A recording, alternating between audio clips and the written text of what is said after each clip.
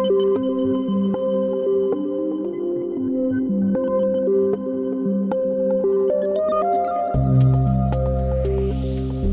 is 6 Minutes, the Seriously International Daily Newscast.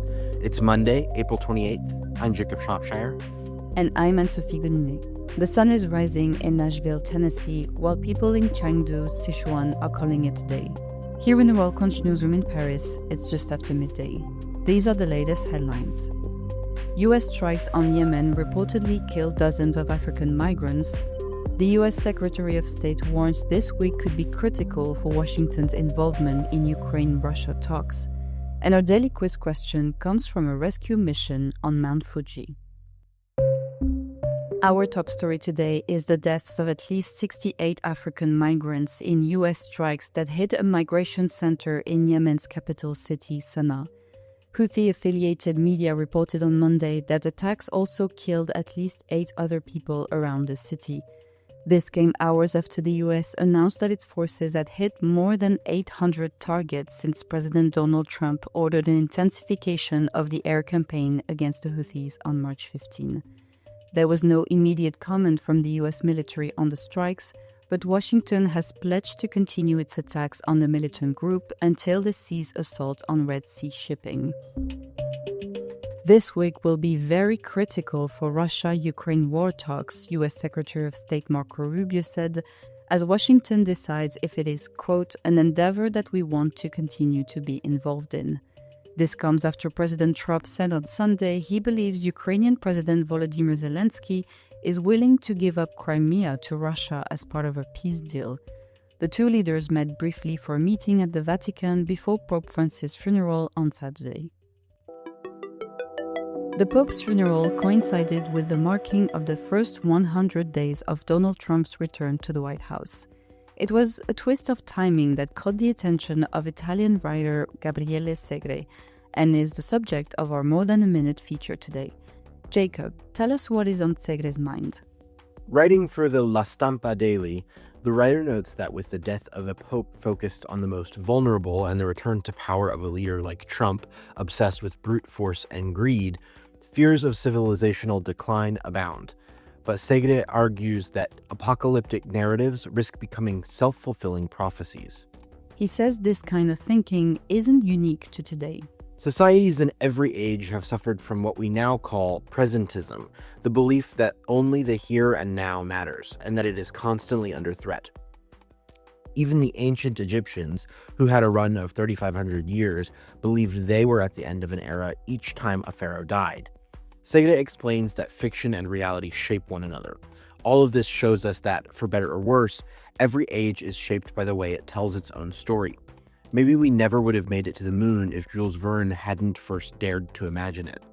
Today, even some suspect that the wave of war movies serves to normalize war's return to the global stage, even after we had once sworn it off for good. How can we avoid the self-fulfilling prophecy he refers to? Segre writes that the idea that our age is drawing to a close is the product of a narrative that, day after day, turns uncertainty into conviction, speculation into dogma, until we no longer see a transition, but a looming collapse. In constantly invoking the end of the world, we turn a perfectly understandable anxiety into a foregone conclusion. We forget that history more often changes shape than ends outright. It rarely offers the clean breaks we like to think we are living through today. Having a little patience, a bit of perspective, can often be enough to see that. This is the mindset we need if we want to break free from our endless present and begin imagining a different future, one not resigned to fear or fate. We can put a twist on an old papal proverb that carries a kind of world-weary hope. Whenever one era ends, another begins. Always. Newspapers Monday in Canada divided their front pages between the aftermath of Saturday's deadly car attack in Vancouver that left at least 11 people dead at a Filipino street festival and the country's pivotal elections on Monday.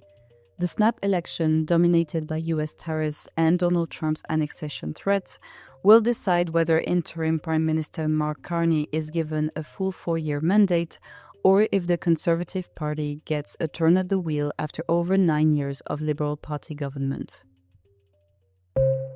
We're closing things out today with our daily quiz question, which comes from Japan. A 27-year-old university student who climbed Mount Fuji was rescued once after he's lost his crampons while descending a trail. He was rescued a second time 4 days later after doing what? A. He got lost. B. He climbed the summit a second time. C. He went back to look for his mobile phone. Or D. He drank too much sake. The correct answer is C. A Chinese student who climbed Mount Fuji outside of its official climbing season was rescued twice in 4 days after he returned to look for his mobile phone. The 27-year-old was first rescued by helicopter while on the Fuji-Nomiya Trail after he lost his crampons, and again days later when he suffered from altitude sickness after he returned to the mountain to retrieve belongings that he had left behind, including his phone.